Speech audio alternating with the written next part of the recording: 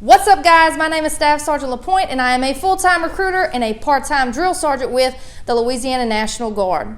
On this channel, I'm bringing you guys basic training survival tips every week, so make sure if you're thinking about enlisting or if you've already enlisted and you're waiting to ship to training, that you hit that subscribe button. Also, if you're from the state of Louisiana and would like some more information about enlisting into the Louisiana National Guard, text GEAUX GUARD to 318-229-5297. Let's go. Hey guys, this is Staff Sergeant Lapoint, and as usual, I'm coming to you with more basic combat training tips this week, but today is a female-only version. So males, if you are watching this edition of basic combat training survival tips, it is suggested that you scroll. However, it is not required. So with me today, I have Sergeant JASMINE Johnson. She is also a recruiter with the Louisiana National Guard. How long have you been recruiting? For a year and a half. For a year and a half? So why did you join the Army National Guard? What was it for you that made you decide that this was the place you wanted to be? Well, I never saw myself in the military, first of all. I never saw myself joining the military. I needed a way to pay for college, and Louisiana, being that it is one of the only 4 states in the country with tuition exemption, I saw a sign that said free tuition. And I went to it, and I spoke to my recruiter, and I joined the Guard. And then as I got in and realized that there were more opportunities once I got in, I was like, oh yeah. This is it for me, It huh? was it. It was it. Good. That was it. So let's get back on topic of what our basic training survival tips are going to be about this week. What has it been like for you being a female in the Army in general, even through basic training? I mean, it was the same as it is for males. It was the same as it was for males. I personally like the fact that it was never, you're a female so you do this, you're a male so you do that. I was an electrician before I became a recruiter. I was the lead electrician in Afghanistan, and I was awarded the same opportunities as everybody else. I actually ended up being put in a leadership position while we were in Afghanistan because of the fact that I was trained as well as everybody else. So I kind of stood out above my peers in that particular instance. But overall, it's been a roller coaster ride. Yeah, I think it's like that for everybody. Yeah. A couple different things we're going to talk about today, all right? One of the biggest questions that Sergeant Johnson and I get as recruiters and as a drill sergeant is periods, right? So basic training tip number 1, how do you survive your menstrual cycle at Army basic combat training? So the first thing that I want to say as a drill sergeant is this, okay? And as somebody who has been through basic combat training, 90% of the time, just starting out, your body is going to be under so much stress that your period is probably going to go away, okay? It's nothing to be concerned about medically. It's nothing that you need to go see a doctor for while you're there, but it's going to stop, right? You're going to experience levels of emotional and physical stress that you've never experienced before. So if it goes away, don't worry about it, okay? It's just one less thing that you have to worry about while you're in that environment. On the flip side to that though, once it does start back up, you're gonna be living with a bunch of other females. So like when I went through basic training, everybody in the base stuff synced together. Like everyone's cycle started coming down at the same time. Yeah. Because when you're around a bunch of other females, your bodies just kind of sync some type of way. And everybody's period started coming at the same time. So, like, I would suggest that you carry some sort of feminine hygiene products with you in a Ziploc bag in one of your cargo pockets at all times, because you never know when Mother Nature is going to decide to show her head. Your drill sergeants are going to bring you to a troop store called the Post Exchange at least once a week. So they will have the feminine hygiene products that you need in the Post Exchange. So don't worry about, oh, what if they don't have whatever. They're going to have it, okay? Another thing to remember as far as it pertains to your menstrual cycle is this. You will do ruck marches. you will go spend some time in the field, okay? That's just one of the things that you have to do as a soldier. My suggestion is this, as far as rope marches are concerned, especially the 10 mile that you're gonna have at the end of basic combat training. If you wear tampons, I strongly suggest that you pack panty liners and that you wear a panty liner. You will have porta potties available to you throughout the ruck march, and so make sure that you're changing your feminine hygiene products as needed, okay? Another suggestion, you will have to spend some time in the field. I strongly advise that you bring baby wipes with you, okay? Now, if you're on your menstrual cycle at the time of your field training exercise, which is training out in the field, drill sergeant may or may not have time to bring you back to take a shower, okay? But if you pack baby wipes with you, you will be able to still stay semi-clean while you're out there. All right, so basic training survival tip number 2 from me and Sergeant Jay, hair. A lot of females show up to basic training and do not understand what is going to be expected of them as it applies to fixing their hair. The Army wants you to look professional at all times. So I'm going to tell you guys a little bit about what I do and what I suggest. And then Sergeant Johnson is going to tell you guys a little bit about what she does and what she suggests, because obviously we have 2 very different types of hair, okay? So for me, one of the biggest things that females can practice before they go to basic training, and that you actually need to practice, is the way that you fix your bun, okay? The Army has a regulation, it's called AR 670-1. You can Google it, and it's going to tell you exactly what the Army expects from you and your hair as you fix your hair during basic combat training. For me, the biggest thing is just practicing a bun before you get there, knowing what it's supposed to look like. A lot of females do a sock bun. I am not a fan of the sock bun because I feel like it pulls my hair too tight. And of course, after you pull your hair so tight for so long, it can start to cause problems along your edges, okay? So just kind of work with your hair before you go and figure out different ways that you can fix it to be successful, all right? My second tip, as far as what I do for my hair, is gel and hairspray. So gel tends to work the best, especially in a basic training environment, because it holds so well. And what you don't want is a lot of flyaways, because of course then drill sergeant's going to ask you what in the world is wrong with your hair, okay? And one more thing I suggest before, while you're trying to work with your hair before you go to training, is that you wet it, right? Wet your hair to make it more manageable and easier to put up in the bun that you desire. So Sergeant Johnson, tell us a little bit about how you did your hair at basic training and what you would advise females who are getting ready to go to kind of do to help them with their hair. So I was not natural when I went through basic training, but I was in a process of transitioning to being natural. But I had just started, so I wasn't really sure on how to do my hair, so I just kept it in 2 braids. They call them milkmaid braids or whatever kind of braids you want to call them. I just kept it in 2 braids. They were evenly sized. They both had to be the same size. You can't have one braid bigger than the other one, or like now it's a style to where you may have a big braid and 2 small braids on the side of it. You can't do that.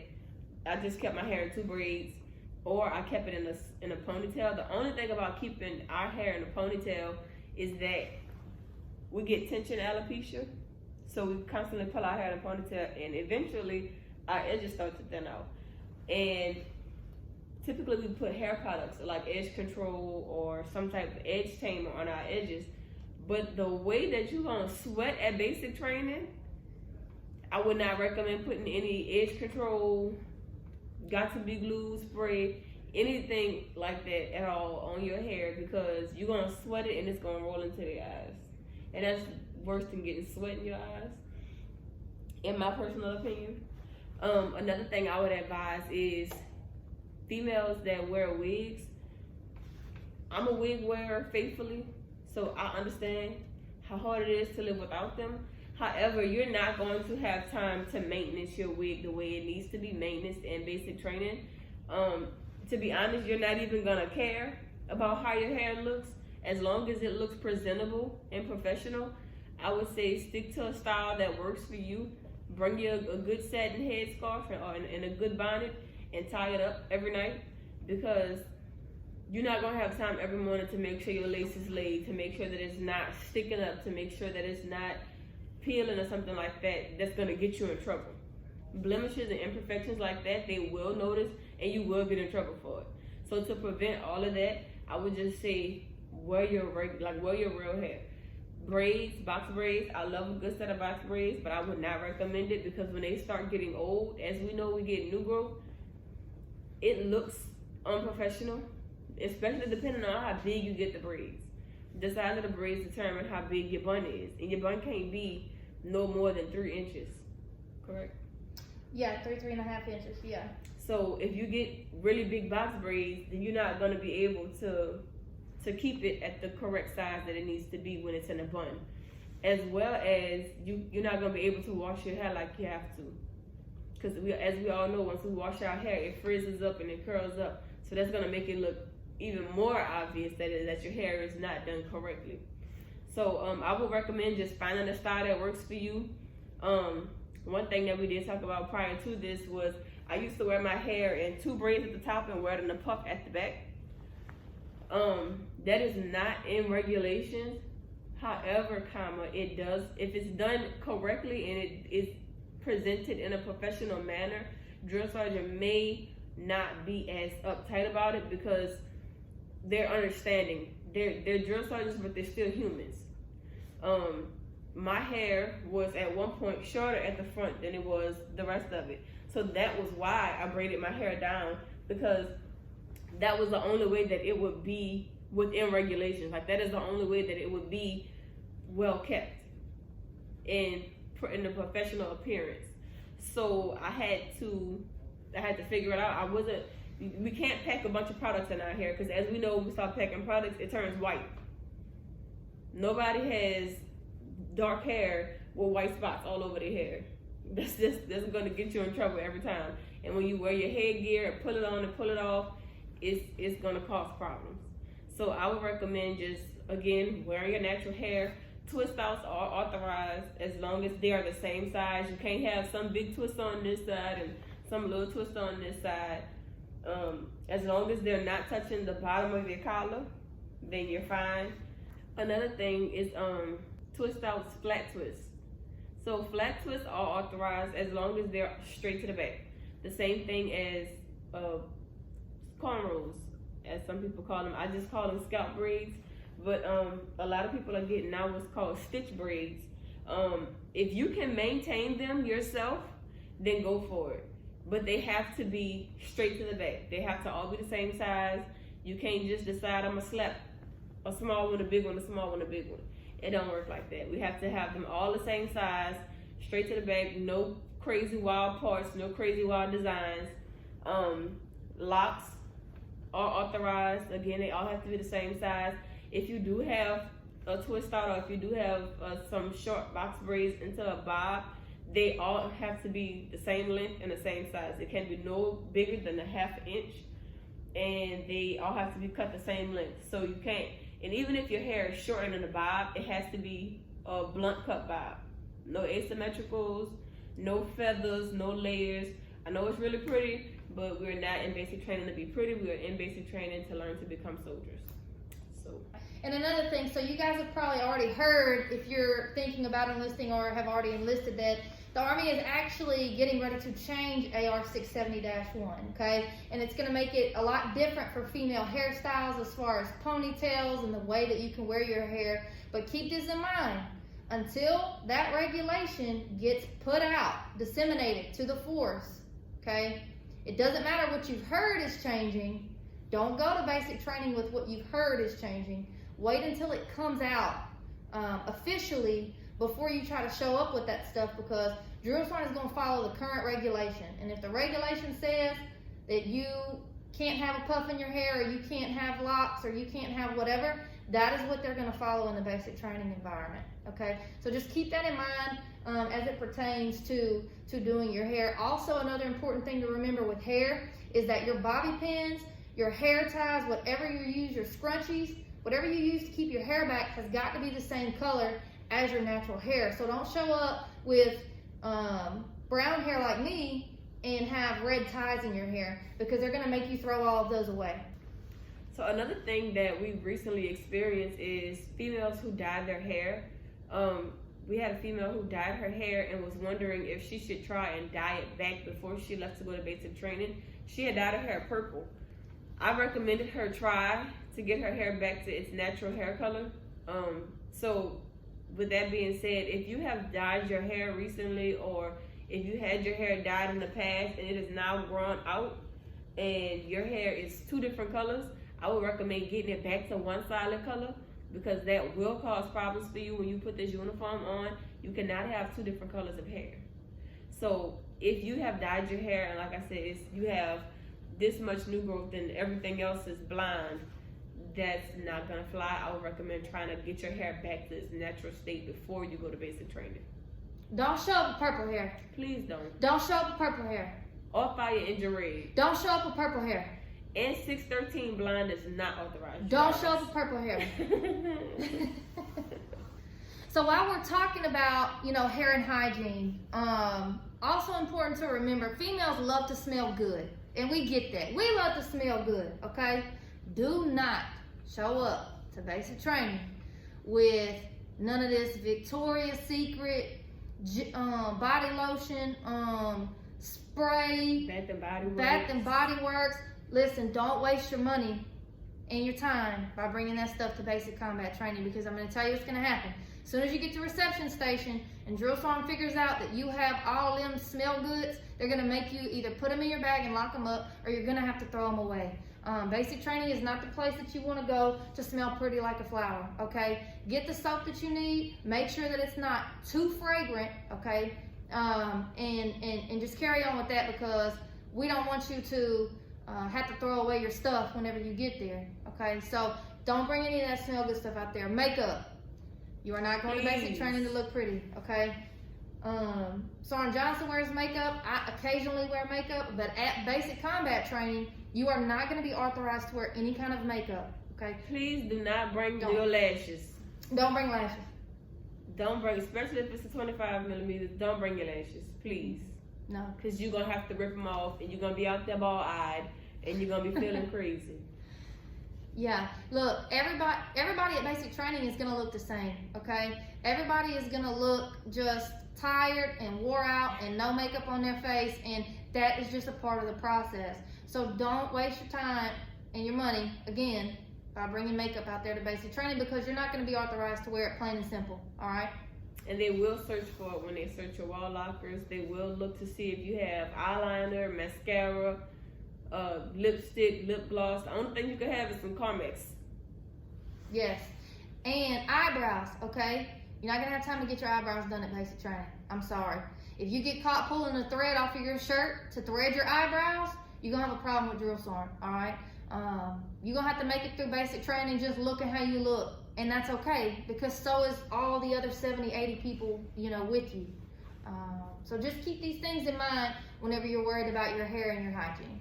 Basic training survival tip number 3 from Drill Sergeant Lapoint and Sergeant Johnson is this.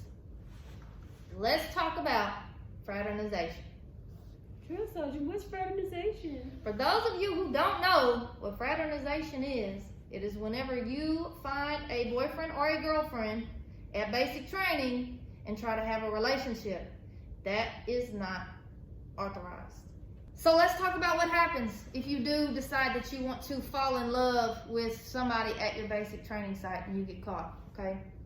So first of all, there's a couple different things that can happen. Depending on the severity of your situation with your significant other at basic training, you could get recycled, okay? What that means is that they're gonna stop you at whatever week you're in basic combat training, and they're gonna put you all the way back to the beginning with another company, or they'll start you in that same week after that other company catches up to your basic training cycle, okay? So this is what you can know for sure about fraternization, all right? If you decide to fraternize and you get caught, they will put it on paper, all right? You will get caught. You will get caught. I promise you will get caught, because your battle buddies will snitch on you, okay? They will tell on you. Being recycled obviously means that you're gonna have to wait a certain amount of time before you're allowed to continue training. What does that change? That changes your graduation date, okay? So now, while you were expecting to leave in the next, 5, 6, however long weeks you had left, now it's been pushed further and you're gonna have to stay at your basic training location longer. So if you decide to find a significant other at basic combat training, just be aware that your graduation date will probably be postponed after your drill sergeants find out that you are in love, and you'll be there for longer. Not only will you be there for longer, but now your significant other will be done, graduated, and passed you up. So something that we experienced when I went through basic training a billion years ago was that, so the reps would try to sneak behind the barracks after final formation. They'll like go in the barracks and then go outside behind the barracks. There was another company in the barracks directly behind us. So those drill sergeants saw everything. And everybody who got caught back there, they got their family day taken away. So it was people from all over the United States, and their families had then came to my basic training location to see them for family day, and they had to just sit there. They couldn't spend time with their families. They had to just sit in the barracks and be punished because they decided to fall in love at basic training. And it's not that deep. You will be okay. It's 2.5 months. You'll be all right. So the fourth and final basic combat training survival tip from myself and Sergeant Johnson is that it is all about your mindset. Please do not show up to your basic training location and think that you are too pretty for all of this, or that you can't do this, or that you don't have to do A, B, and C because you're a female. The males can handle that. Don't show up with an attitude, okay? I've noticed in recent years, especially monitoring, troops that come back from basic combat training, that whereas before drill sergeant would just make you do like 8 million push-ups if you had an attitude, now they're starting a paper trail. And what that means is that if you show up to basic training and you have the mindset that you don't want to do something or you don't want to be there, they will start giving you what's called a counseling statement, okay? And basically a counseling statement is just a report of an action that you have taken, and it will give you a list of consequences or what your drill sergeant suggests that your command team do with you at basic combat training, okay? If you get enough negative counseling statements, there's a couple of things that can happen, all right? First thing is that you can get recycled, which we already discussed before, can affect your graduation date and the company that you graduate with, okay? The quickest way to get through basic training is just to finish. I have seen a lot of soldiers go up there and decide that they didn't want to be there, and their basic training company actually got done and graduated before they were sent back home, okay? So it's easiest for you if you just make it through the process. So my advice on that piece of it, as far as your mindset, when you get to basic training, there are no males, no females. We're all soldiers. Everyone's a soldier. So with that being said, don't get in your feelings if you're asked to do something, or if you're yelled at, or if somebody tells you something that you don't feel like you're supposed to be told. At the end of the day, we're all soldiers. We're all there to get trained and to make it back home to your families. You didn't come there to, like she said earlier, be cute or find love or anything like that. Like, you went to basic training to learn to be a soldier. So go there, get your training, and come home. Nobody is there to intentionally hurt you. Nobody is out to get you when you get to basic training. It is all a part of a bigger purpose. So if you just keep that in mind and just keep playing in your head why you joined and what made you decide that joining the military would be a good idea, keep that in your head and let that replay and let that get you through basic training. Because ultimately you have to learn to do what they call hunt the good stuff. And hunting the good stuff is actually very beneficial, not only in basic training, but in life in general. So just keep that in your mind. Like, I joined to get my college taken care of. So the whole time I was going through basic training, the only thing I was thinking to myself is, go through this, go home, and go to college. Get through this, go home, and go to college. Just get through this, go home, and go to college. So whatever your reasoning may be, whether you join to support your family or whether you join because it's a commitment you made to your dear belated dog or whatever, remember why you joined and keep that in your mind and let that carry you through basic training, and you'll be perfectly fine. It's not something that you're going to walk up to and it's going to be a cakewalk. However, nothing in life that's worth having is going to come easy to you. So just keep that in your minds, and don't let a bad day or something that you consider to be a bad day, because I promise y'all basic training is not going to kill you. It is not the end of your life. So don't let a challenge stop you from progressing in your future. So basic training is, to me, it's 80% mental and 20% physical, right? Absolutely. You won't see these big old buffed up people going through basic training. So mentally, you need to put yourself in a spot that you tell yourself daily that you're going to succeed. I'm going to make it through today. I'm going to make it through this obstacle. And if you take it obstacle by obstacle and task by task, right? Keep it small goals every day. You will make it perfectly fine through basic training. Thousands of people make it through basic combat training every single day.